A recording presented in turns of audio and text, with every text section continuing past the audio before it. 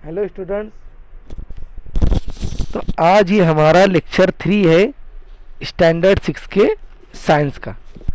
इसके previous lecture में student हमने जो चैप्टर स्टार्ट किया था वो था लाइट, शैडो एंड रिफ्लेक्शन। आज हम उसी चैप्टर का पार्ट 3 स्टार्ट करेंगे। ओके, तो देखो पहले क्या बोला है, डिड यू नो में Galileo Galilei, an Italian scientist, was first person to attempt to measure the speed of light। इसका मतलब ये है कि गिलेलियो गैलीली एक ऐसा पर्सन था पहला जिसने लाइट की स्पीड को मेज़र किया, करने की कोशिश की, मेज़र नहीं कर पाया, लेकिन उसने अटेम्प्ट किया कि मैं लाइट की स्पीड को क्या कर लूँ, मेज़र कर लूँ। और इसने क्या किया देखो, Nearly 400 years ago, he had his assistant stood at a distance and flashed lanterns at each other. They wanted to find out how much time it would take for the light from lanterns to pass between them. Although they were unsuccessful in measuring the speed of light, they realized that light travel very fast. इसने try तो किया कि मैं light की speed को measure कर लूँ, लेकिन ये सक्सेस नहीं हो पाया, है ना। क्यों नहीं हो पाया स्टूडेंट सक्सेस? क्योंकि जो लाइट की स्पीड होती है वो बहुत ज़्यादा होती है ना। लाइट की जो स्पीड होती है स्टूडेंट, वो देखो यहाँ पे मेंशन किया है कि लाइट ट्रैवल वेरी फास्ट, है ना। हाँ ठीक है। अभी देखो उसके बाद क्या दिया है नीचे, इक्लिप्स ना। अब इक्लिप्स का मतलब क्या है देखो, जिसको हम हिंदी में ग्रहण बोलते हैं ना, ग्रहण लगता है ना, ग्रहण, तो वो इक्लिप्स को बोलते हैं ग्रहण। क्या बोला है देखो उसमें, the light from the sun illuminated the earth, है ना। सन से जो लाइट आती है वो अर्थ को ग्लो करती है, इसलिए हमारी अर्थ क्या हो गई, इल्यूमिनेटेड ऑब्जेक्ट।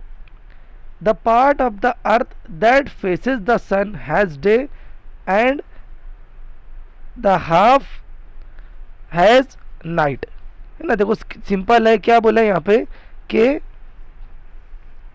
ये अर्थ है, कंसिडर करो, है ना। इधर सन की लाइट आ रही है। अब सन की लाइट अर्थ के जिस पार्ट के ऊपर पड़ेगी, जैसे इस पार्ट के ऊपर पड़ रही है, तो इधर क्या रहेगा, डे, और इस पार्ट के ऊपर क्या रहेगी, नाइट, है ना। अब अर्थ क्या करती है, रिवॉल्व करती है, तो रिवॉल्व करेंगी तो 12 आवर्स के बाद क्या होगा, ये पार्ट इधर आ जाएगा, ये पार्ट इधर चला जाएगा, तो जो पार्ट में डे था वहाँ आ जाएगी नाइट, और जिस पार्ट में नाइट थी वो पार्ट में आ जाएगा डे, है ना। तो इस तरीके से क्या बोले देखो, similarly sun illuminate the moon, the earth and the moon are solid opaque object. इसी तरीके से जैसे सन हमारी अर्थ को इल्यूमिनेट करता है, वैसे ही वो मून को भी इल्यूमिनेट करता है। और क्या बोला आगे कि जो अर्थ है और मून है, दोनों कैसे ऑब्जेक्ट है, ये सॉलिड ऑब्जेक्ट है, सॉलिड ओपैक ऑब्जेक्ट है। और ओपैक ऑब्जेक्ट जो होता है स्टूडेंट, वो अपने अंदर से लाइट पास नहीं होने देता, और जो लाइट पास नहीं होने देता वो बनाता है shadow. Hence they cast shadow. The eclipse of the sun and the moon occurs because of the shadow. अब यहाँ पे जो इक्लिप्स बनता है, जो मतलब ग्रहण आता है किसका, हम देखते हैं ना सूरज ग्रहण, चांद ग्रहण जो आता है, तो ये शेडो की वजह से होता है। किसकी वजह से, शेडो की वजह से, है ना। तो कैसे, अभी देखेंगे हम। तो देखो स्टूडेंट, हमारा जो नेक्स्ट टॉपिक है वो है सोलार इक्लिप्स, है ना। क्या है, सोलार इक्लिप्स। अब इसमें क्या बोला है देखो, सोलार इक्लिप्स में, सोलार इक्लिप्स मतलब क्या, सूरज ग्रहण। Due to the earth revolution around the earth, so around the sun and the moon's revolution around the earth.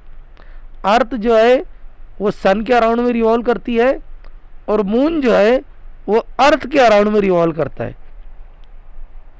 On some days the moon come exactly between the sun and earth, क्या हो रहा है, देखो यहाँ पे moon जो है वो कहाँ पर आ जा रहा है, comes between, exactly between sun and earth. देखो यहाँ पे आपको डायग्राम में भी दिख रहा होगा कि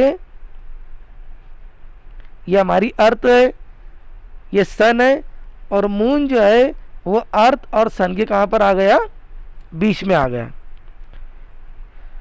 the position of the earth, moon and sun is such that the moon block some or most of the sunlight reaching certain region of the earth. अब हो क्या रहा है स्टूडेंट, यहाँ पे देखो कि सन से जो लाइट आ रही है ना, देखो इसको मैं यहाँ रखता हूँ थोड़ा, कि इधर देखो ये सन है हमारा, सन से जो लाइट आ रही है ना वो किसके ऊपर पड़ रही है, पहले मून के ऊपर। अब मून एक ओपेक ऑब्जेक्ट है, तो वो क्या करेगा, सन से आने वाली लाइट को क्या कर देगा, ब्लॉक कर देगा। और ब्लॉक करने के बाद एक ओपेक ऑब्जेक्ट है, लाइट को ब्लॉक कर दिया तो उसका शेडो बनेगा, और उसका शेडो कहाँ पे आएगा, अर्थ के ऊपर। और उसका शेडो अर्थ के ऊपर जिस जिस पॉइंट पे हमको दिखेगा, तो उस पॉइंट के ऊपर कौन सा इक्लिप्स होगा, सोलार इक्लिप्स। क्यों सोलार इक्लिप्स, क्योंकि अर्थ के ऊपर जो पर्सन, जो लोग रह रहे हैं, उनको सन क्लियरली नहीं दिखेगा। सन क्लियरली क्यों नहीं दिख रहा है, क्योंकि बीच में क्या आ गया है, मून। और जो सोलार इक्लिप्स होता है वो हमारे लिए हार्मफुल भी होता है, और उसी के साथ साथ बोलना चाहिए कि ये पूरी, मतलब पूरे हाफ पार्ट के ऊपर एक साथ नहीं आता, या फिर पूरी अर्थ पे एक साथ नहीं आता। क्यों नहीं आता, क्योंकि मून की साइज़ थोड़ी छोटी है, इसलिए वो पूरी लाइट को ब्लॉक नहीं करता। हाँ, 100% सोलार इक्लिप्स भी होता है, लेकिन वो बहुत ही कम टाइम के लिए होता है, ज़्यादा टाइम के लिए नहीं होता। तो देखो क्या बोला है कि moon and sun in such that the moon block some or most of the light reaching certain region of the earth. As a result the region get covered with partial or fully shadow of the moon as shown in the diagram. These natural phenomena is called as a solar eclipse.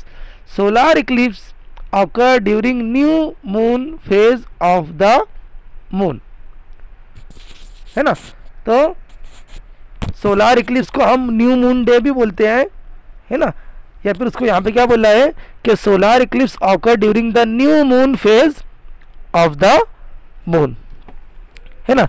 तो यहाँ पे आपको एकदम अच्छी से समझ लेना है कि सोलार इक्लिप्स आता कब है। तो सोलार इक्लिप्स कब हो रहा है, जब मून अर्थ और सन के बीच में आ जाता है, सन से आने वाली लाइट को मून ब्लॉक कर देता है, और ब्लॉक लाइट का शेडो जो पड़ता है वो अर्थ पे पड़ता है, और उसी कंडीशन को हम बोलते हैं सोलार इक्लिप्स, है ना। आप देख रहे हो यहाँ पे ये जो रीजन बताया है, ये देखो ये ब्लैक कलर का रीजन, लाइट ब्लैक, तो ये जो है उसका शेडो है ना, क्या है, शेडो है ना। ओके, अभी देखो नेक्स्ट टॉपिक क्या बताया है, ये उसकी इमेज बताया है स्टूडेंट कि किस तरीके से जब सोलार इक्लिप्स आता है तो जो पर्सन, जो लोग अर्थ पे रहते हैं, उनको सन किस तरीके से दिखता है। तो आप देख रहे होंगे यहाँ पे ये जो पीछे से येलो कलर की लाइट्स आ रही है, जो पीछे से येलो कलर की लाइट्स आ रही है वो एक्चुअल में क्या है, सन है, ये सन की लाइट है। और बीच में जो ब्लैक कलर का पार्ट है ये क्या है, ये मून है ना। देखो यहाँ क्या बोला है, the region which get covered with the fully shadow of the moon will have total solar eclipse. अगर मून ने पूरी तरीके से सन को ब्लॉक कर दिया है तो वो क्या रहेगा, total solar eclipse. During a total solar eclipse the region turns dark and the sun appear fully covered by the moon. Stars are seen during the day. अब इसके से क्या होता है, सन से जो लाइट आ रही है वो मून ने क्या कर दिया, ब्लॉक कर दिया। अब जब सन से आने वाली लाइट ब्लॉक हो गई तो जो दूसरे स्टार्स होते हैं जो हमको नाइट के टाइम में दिखते हैं वो डे टाइम में भी दिखने लगते हैं। क्यों, वो डे टाइम में नॉर्मल डेज में क्यों नहीं दिखते, क्योंकि सन की लाइट ज़्यादा होने की वजह से स्टार्स की लाइट कम पड़ती है और वो हमको नहीं दिखते। अब सन ब्लॉक हो गया किसकी वजह से, मून की वजह से, तो जो दूसरे स्टार्स है वो हमको डे टाइम में भी दिखेंगे, है ना। तो ये था स्टूडेंट सोलार इक्लिप्स के बारे में। हाँ, नेक्स्ट पे और क्या बोला है, देखो यहाँ पे, the region which get covered by partial shadow of the moon has partial solar Eclipse.